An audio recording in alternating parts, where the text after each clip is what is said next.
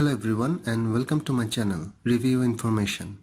In this video I will show you how to log out from your TikTok account. Let's see how to do this.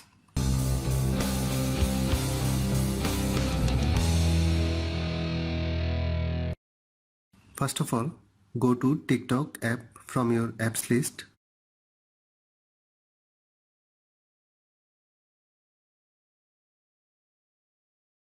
Tap on the profile icon at the bottom of the right corner. Then tap on the three vertical dot at the top right corner. Scroll down to the very bottom of the privacy and settings page. You can see the last option is logout. Tap on the logout button. Tap on confirm to exit from the TikTok app.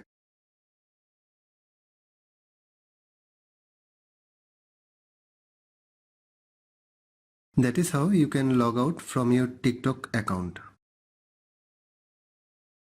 Thanks for watching. Hope you guys enjoyed my video. Please subscribe my channel for more videos. Goodbye.